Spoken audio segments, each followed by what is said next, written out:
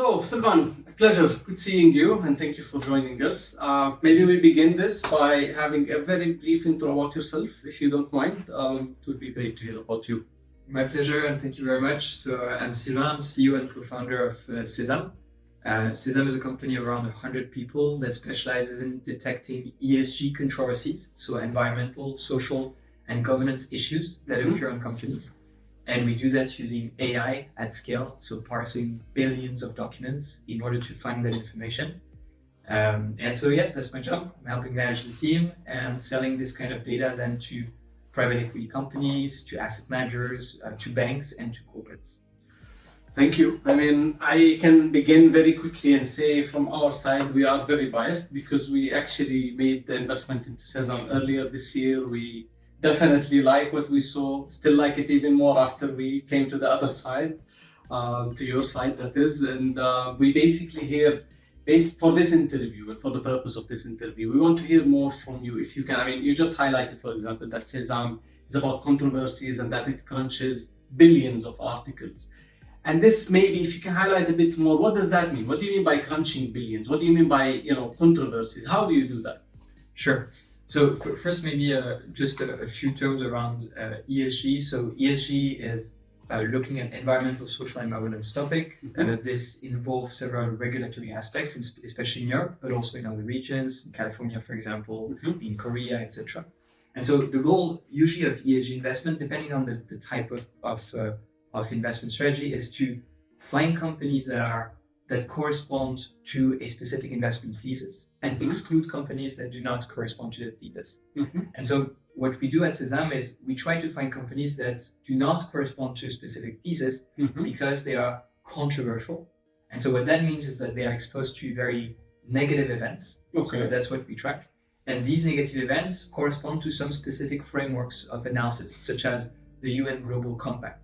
So many companies sign the UN Global Compact and they say, I'm not going to use child labor. I agree with that, and I will comply with it. And then they are accused of child labor 3 years later, and we have to monitor that because signature is not sufficient. We actually need to check that. And anyone investing in these strategies could be responsible if they say, we invest in companies that are compliant with the UN Global Compact, and actually that's not the case. Got it. So that's the regulatory aspect, really. And then there's really the technical aspect. Is how do we do this? We use AI in order to read online texts.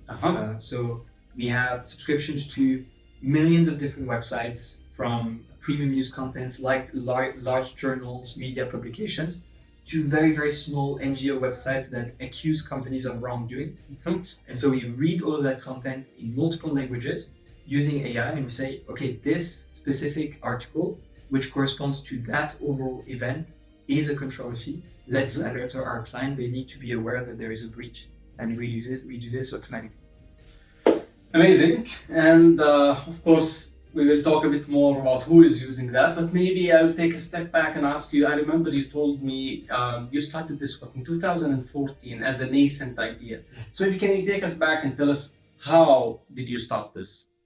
Sure. So the idea came from two sides. My CTO and I were in engineering school at the time, so we hadn't finished our study, and we're both pretty passionate about AI, and especially applying AI to large volumes of data. Okay. So we were really looking at what can we do with text analysis and these kind of things. And the third co-founder, our COO, was working in a bank at the time, and we're like, okay, we could use this actually to analyze stocks, so to analyze companies. Mm-hmm. And so the idea came looking at positive and negative sentiment on stocks, understanding how they could have an influence in the market. And progressively from that negative screening, we specialized step by step in specifically ESG controversy analysis, which is a sort of sub-segment of this, and which is linked to all of these regulatory constraints and frameworks that I mentioned. Yeah. So the story stems from, okay, let's analyze the stock market using sentiment analysis. Yeah. And progressively, we went into that very specific sector of ESG controversy, which is our specialty. Amazing. You rarely hear about someone approaching this really from a core business problem and then evolving into what now ESG was not a common thing back in 2014. And then I think it's an alignment of stars, but more actually a testimony to the technological base that you built. Yeah, so that's always amazing to hear. And Maybe here, since you have managed to bridge that, the bridge from a technology solution to a newly created and fast growing actually subsector, if you may call ESG a sector, and to engage more with AI, as you rightly said. So can you highlight maybe one major hurdle that over these years still stuck to you and you were very happy that you managed to overcome? One major challenge. So the biggest challenge, and I think you really highlighted it, saying a technology finds its market. Mm-hmm. The biggest challenge for us is focus. Okay. And we've had a really important and very complex technology platform from the start, with the ability to use this technology for many different things. Mm-hmm. And we had to step by step find the right use case for that technology, so as to address the proper business need. And there are a lot of traps along the way, actually. So you can use it to do things that hedge funds do, for example. You can do this in different segments, but there aren't so many applications that are really the right ones to grow a company and to achieve the right scale. And we discovered that step by step, and that technology became extremely useful for end business users, which is, in my view, what startups need to achieve. So focus is, in the past few years and still today, the main priority for a startup like us.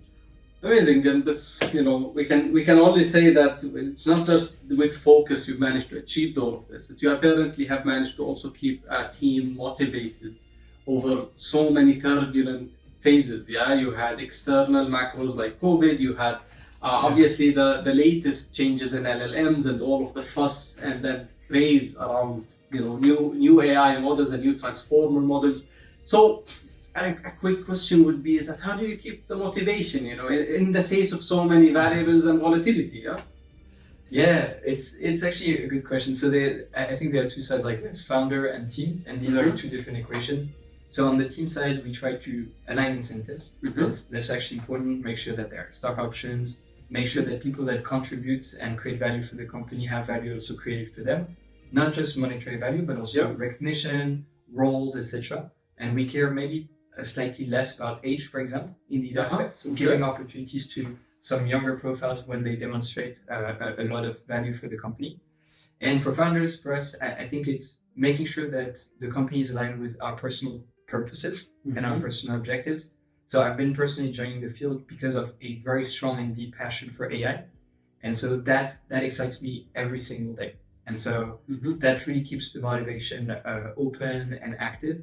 And then also trying to enjoy the journey. It's not an easy journey, but the more you can enjoy it, the more sustainable it is in the long term. Absolutely, we completely agree. And maybe here again, long term, let's speak on that and about the future. You see, again, we just said there are many challenges, and you highlighted the challenge of focus being maybe an ongoing one. But as you also rightly said, there is a future dream and a vision. And here my two questions together actually is, first of all, where do you see the opportunity, or at least one of the most and the biggest opportunities that you're trying to tackle, and how do you differentiate SESAMm for you to capture that opportunity?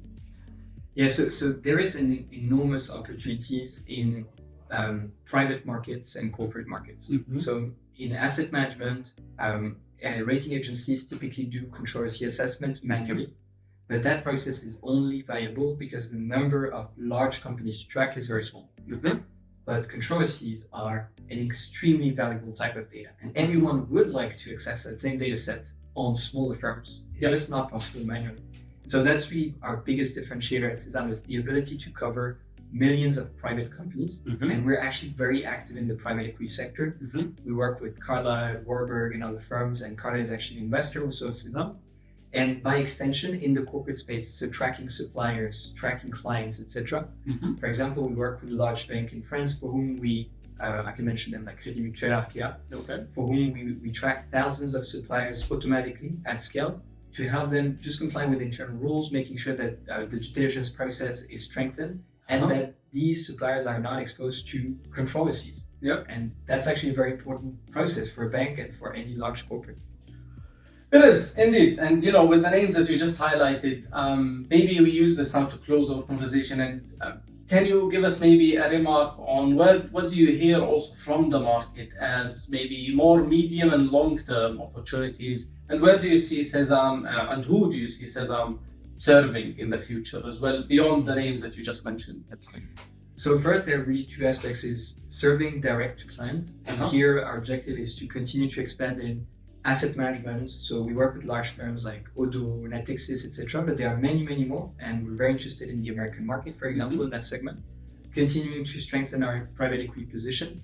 We work with 7 out of the top 10 private equity firms, but we can do more, and there's a whole other segment of the market that we can approach, and going direct to corporate. And then there is indirect, and indirect is very interesting. We have started working with rating agencies, for example. We have started working with some of the largest ESG consulting firms. the largest consulting firm in the world, is actually a client of SESAMm and uses us to partially automate their processes. And there is partnerships. We can work with a lot of fintech companies doing ESG reporting, private equity, CRMs, for example, and then need to integrate added value data sets. And we also see a lot of value in creating these partnerships between startups to create these central hubs where all of the information is in the same place.